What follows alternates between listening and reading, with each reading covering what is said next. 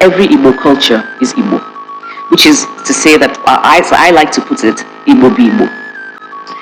As I read of the similarities between the cultural practices of Igbo peoples, those around the Niger, those to the south, those to the north, I came to see that Igbo bu Igbo.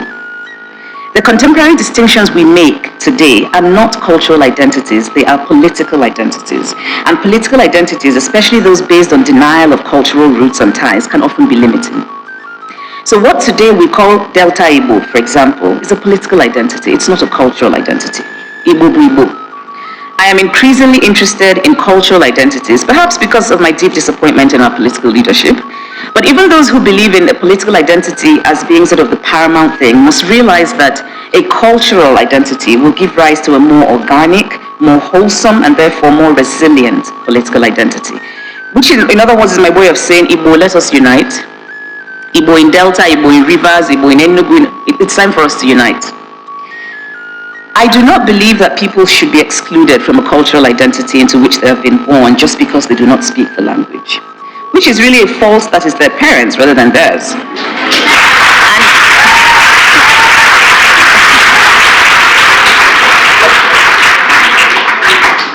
But I do believe that language matters.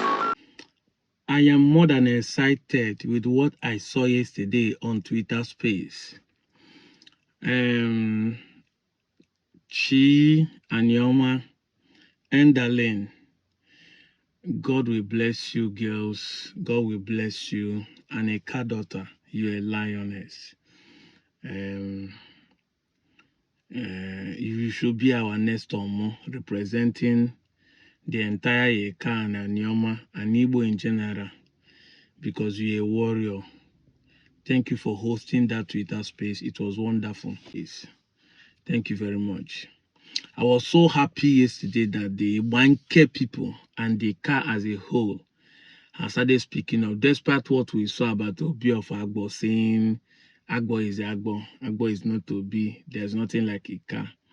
But I was happy that Ika in general, what I was thinking that we in the Enuani in Anioma is even the one making this Igbo identity to be easy.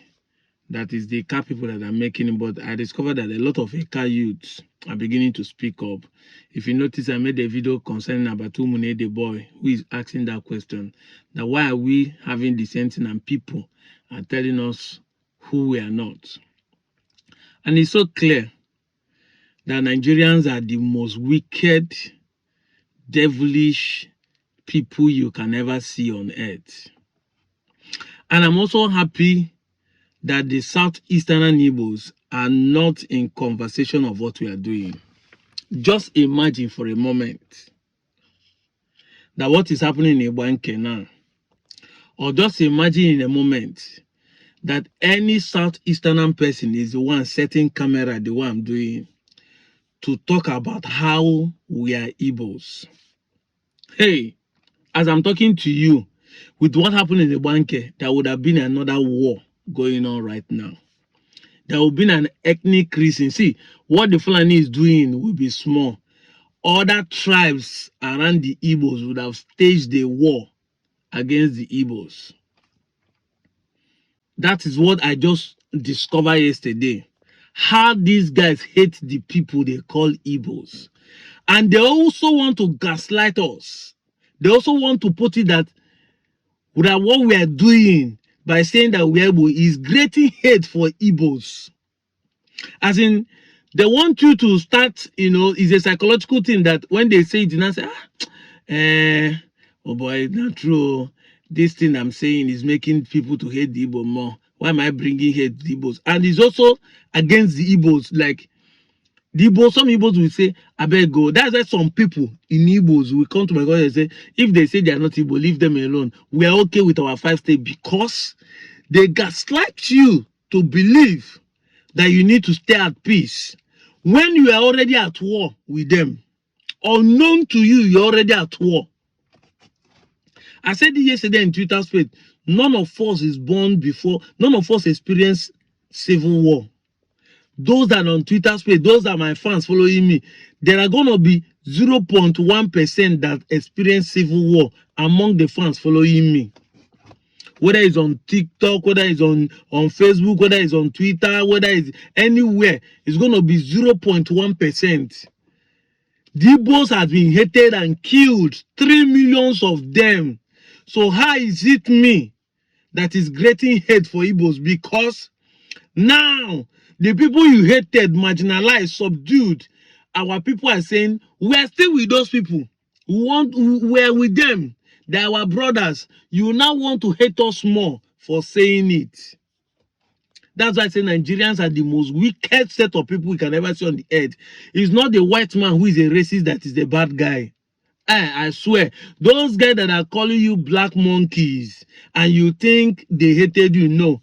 These ones around us, whether it's Bini or Yoruba, if a white man call you a black monkey, you look at it as an insult. But the biggest insult is when somebody will look at you and say you are not who you say you are. As in, I said my name is Chukwuemeka, and I'm a Igbo.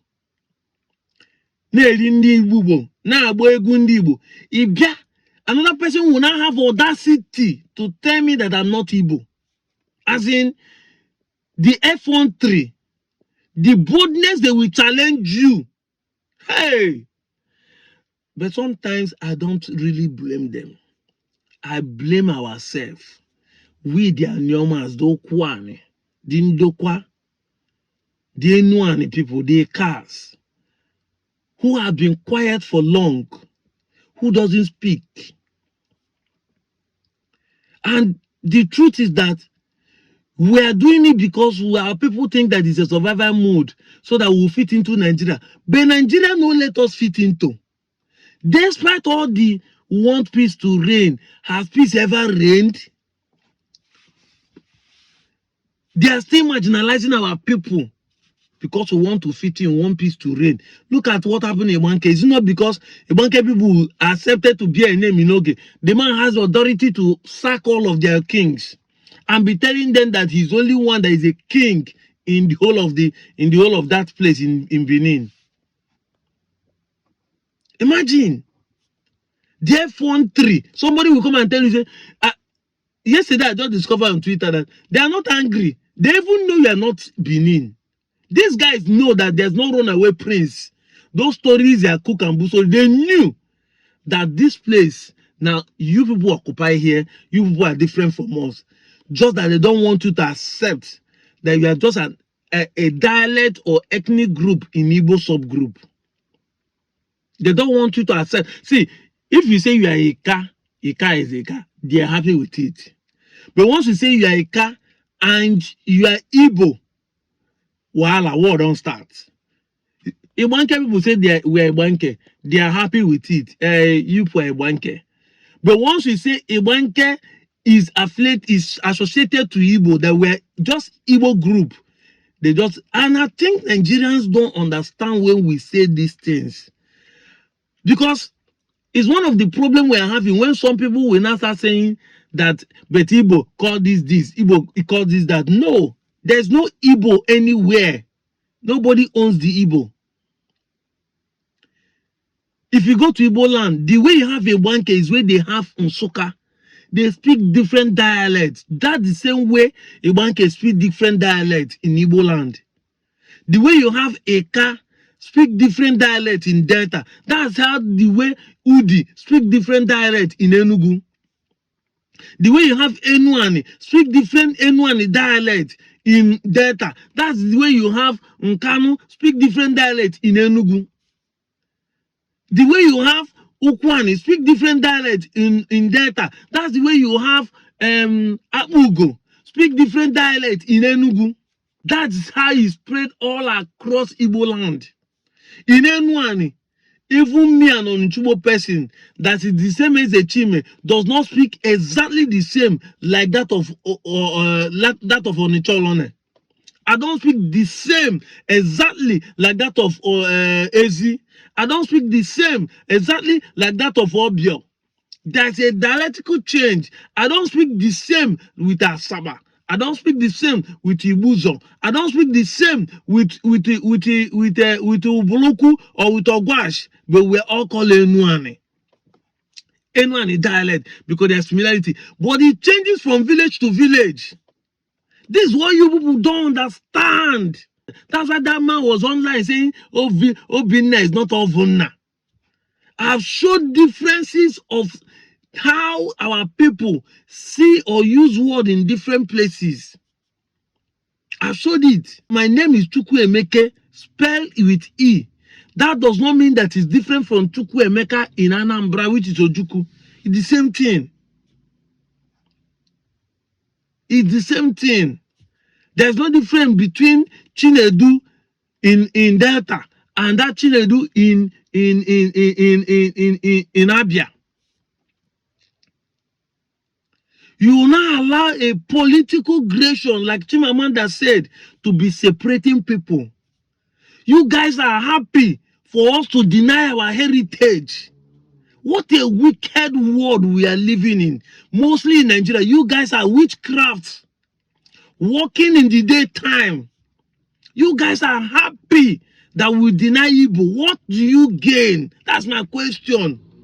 Why are you people happy that we are saying we are not Igbo? You are happy. Why? Why do you hate Igbo so much? Somebody's on my post typing 7 Fuska shift comment because he want to let the world know say I be IPOB. Now they sponsor me. Say I'm a bra fraud. He go to all my posts. Because in the mind, if you make that comment, he will implicate me, and maybe Nigerian government will arrest me, or maybe the social media will ban me. I've told you people have succeeded calling me Bia fraud, and I'm accepting it. And you people have succeeded calling me slave, and I'm accepting it. You call me unity beggar. I say I'm a proud one, an ambassador of unity beggar. I'd rather be a unity beggar than a unity destroyer. You know what to do. When I find I say name, cannot do anything. Now I have to start complaining about my posts. Why are you angry? I thought you said I'm making noise on social media. I thought that's what we are saying, that I'm just wasting time. You cannot change the history. The history are not being changed before your face because you will not see there's a need for my orientation and people are buying into it. Can't you see? A political gradation is what you want to hold on. I was born before Delta State was created. I was born before South was created. But you want me to hold onto what is created before my eyes as my origin. I don't understand. You are no more even calling me old Bende now, which is Bende Igbo. But you are claiming that I'm not an Igbo person. I mean, this Sasat is not Igbo. Suddenly, you want to change my origin. I told you, my grandfather was born in the 18th century before there was something called Nigeria. But suddenly, if my forefather is alive now, you want to tell him that he's not Igbo. When my grandfather's name, a man that lived 100 and something years, his name is Ogwamaka. Ogwamaka Ogolime. His brother's name is Okocha. His brother's name is Okocha. As in, this thing they make me, my father own, his name is Iwelunwa. Igbo names. My grandfather from my mother's side, his name na Chikwenye Enwelim. Chikwenye Enwelim. Look at the names. My mother, my grandmother from my mother's side, her name is Anibo. Because I keep telling people that we put Igbo in our names. Now tell me how these people are not Igbo. In Onuchubo Delta State, my grandmother, born in the early 19th, in the early 19th century, lived up to 70 years before she died. Her name was Anibo. Mama Anibo. Mama Anibo. And my mother's name is Ubogo. Look at the Igbo wonderful names given to them. And these people are here before Nigeria have independence. Before there was a Midwest created for them. Before they changed it to Bendel. And suddenly, you want them to adapt a political gradation. And they will not be, we the children are not telling you, no, we are not political graded state. We're not political identity. Look at our cultural identity. That we are Igbos. You are not telling us no, that we are not Igbo. We are just a different ethnic group. What audacity? What? I don't understand how wicked someone can be. You feel happy to tell people who they are. Ah! But like I said, I don't blame you guys. I blame our people who stayed long in this identity crisis, who doesn't have the boldness to come and say who they are. But thank God, Ibanke has set a pace. They have set a standard to show that everybody know who they are. We know who we are. Man, know thyself is my favorite quote for Socrates. Man, know thyself. We know who we are. According to Sinaj, I know who I am, not before Christian alone. Abu nwa afọ Igbo. Onye Onichugbo n'ime Anịọcha North Local Government of Delta State. My state gradation does not change who I am. The fact that my land was cut into another place and give it another name does not change who I am. Even if they divide Nigeria and Igbo go with Biafra and I'm in Nigeria, I'm still an Igbo man. Let it sink into your head.